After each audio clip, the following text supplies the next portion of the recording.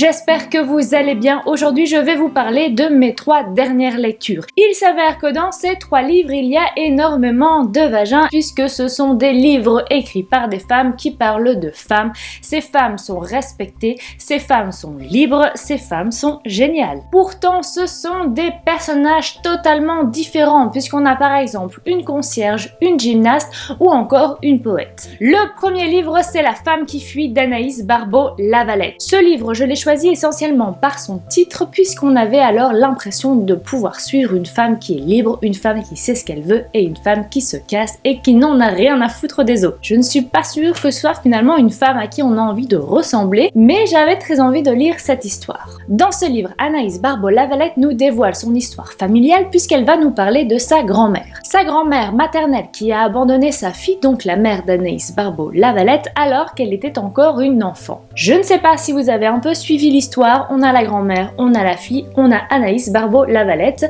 Anaïs Barbeau-Lavalette qui est donc la petite fille de la femme qui a abandonné sa fille qui est la mère d'Anaïs Barbeau-Lavalette. Bref, sa grand-mère au début du livre, disons-le, est vue comme une grosse connasse qui a donc abandonné sa fille et qui ne veut plus en entendre parler et qui la rejette même alors qu'elle vient la voir par surprise. Cette grand-mère, c'est Suzanne Meloche. Ce qui est intéressant, c'est que l'auteur a fait appel à un détective privé pour retrouver toutes les personnes qui ont croisé le chemin de sa grand-mère et pour essayer de retracer son histoire. C'est très poignant, c'est très touchant, et ce qui m'a énormément étonnée, c'est qu'à aucun moment on ne ressent de haine pour cette grand-mère qui est quand même à la base, en tout cas au début du livre, vue comme une véritable connasse, je le rappelle.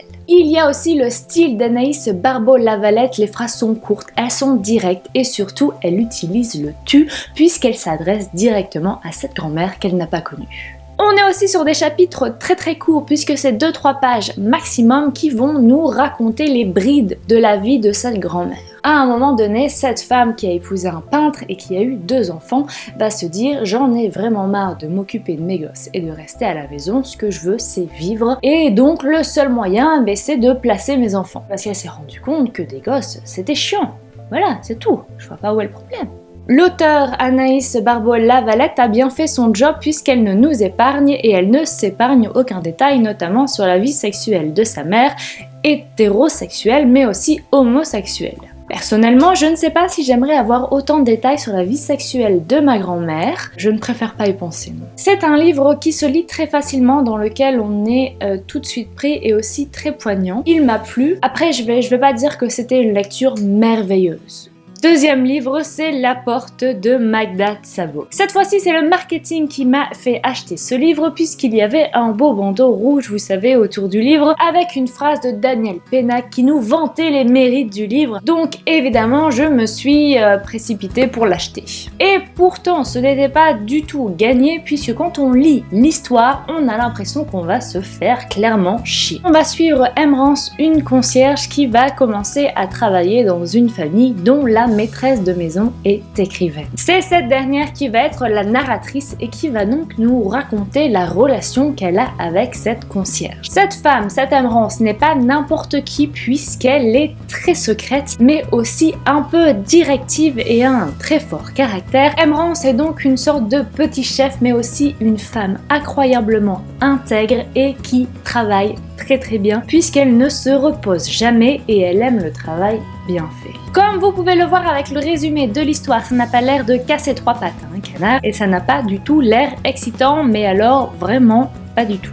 Je me suis dit la même chose que vous quand j'ai commencé la lecture et au début, disons-le, je me faisais un peu chier. Je me suis dit pourquoi cette dame nous raconte sa relation avec sa concierge, c'est bien beau, elle est sympa. Et finalement, je me suis prise au jeu parce que cette Emrance n'est pas juste une concierge, c'est un personnage à part entière. Elle a énormément de charisme, mais aussi énormément de secrets puisque par exemple, elle refuse que quiconque rentre dans sa maison, elle accueille donc ses invités dans une sorte de hall. Et cette relation aussi qui se noue entre la maîtresse de maison, donc chez qui elle est employée, qui est la narratrice, et la concierge, c'est juste magnifique. C'est beau, c'est une relation un peu filiale et c'est très émouvant. Plus on avançait dans l'histoire et plus je m'accrochais à cette Emrance, à cette concierge, et franchement à la fin, je pense que j'étais à la limite de pleurer tellement c'était bouleversant.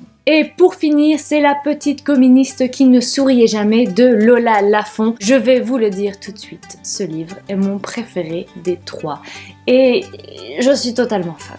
Cette petite communiste qui ne souriait jamais n'est autre que Nadia Comaneci qui, en 1976, aux Jeux Olympiques de Montréal, a remporté le premier 10 de l'histoire de la gymnastique aux Jeux Olympiques donc. Ce 10 est déjà exceptionnel, mais en plus que ce soit une Roumaine qui le remporte, c'est-à-dire qu'à l'époque, personne ne savait ce qu'était la Roumanie et ne savait même pas surtout la situer. Lola Lafont a donc tenté d'écrire la biographie de Nadia. Je dis tenter puisqu'on le sait au début du livre, c'est énormément romancé. On va donc suivre les débuts de Nadia en tant que gymnaste, mais surtout la relation qu'elle a avec son entraîneur qui, disons-le, n'était pas du tout tendre avec elle ni avec les autres filles, mais c'est un peu grâce à ça finalement qu'elle a réussi à gagner tout ce qu'elle a gagné. Donc rappelons-le, à l'époque, en 1976, la Roumanie était communiste et autant vous dire que ça ne rigolait pas et qu'évidemment tout était contrôlé et tout le monde était contrôlé. La victoire de cette jeune fille qui à la base ne pouvait même pas sortir de son pays, mais la gymnastique va lui permettre de sortir de son pays, va être énormément mis en avant par le gouvernement qui voilà une façon de redorer son blason. Ce qui est intéressant, c'est que Lola Lafont a eu une correspondance avec Nadia Comaneci. Alors c'est une correspondance, mais elle ne l'a pas forcément aidée dans l'écriture, elle n'a fait que relire ce que Lola Lafont avait écrit et de donner son avis. Contrairement à ce qu'aurait pu faire un autre auteur, Lola Lafont n'a pas changé son récit vis-à-vis des réflexions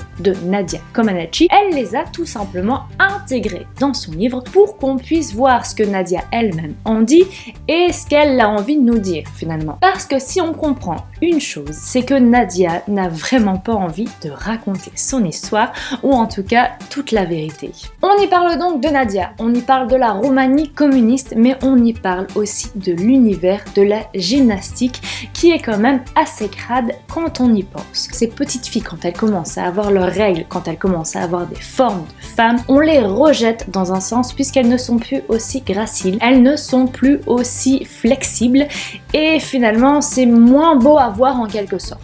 Et c'est ce qu'on comprend aussi dans le livre, par exemple pour Nadia et je pense pour beaucoup de gymnastes, la venue de l'adolescence et de la puberté est vue comme une maladie qu'il faut absolument anéantir pour ne pas grossir, pour garder sa flexibilité et pour garder évidemment un peu le corps d'une petite fille. On va donc suivre en tout cas l'adulation qu'il y a eu pour Nadia Comaneci en 1976, mais aussi sa déchéance. Bien évidemment, après avoir fini ce livre, j'ai regardé toutes les vidéos de ses performances et je vous assure qu'il faut les voir parce que c'est juste merveilleux à voir.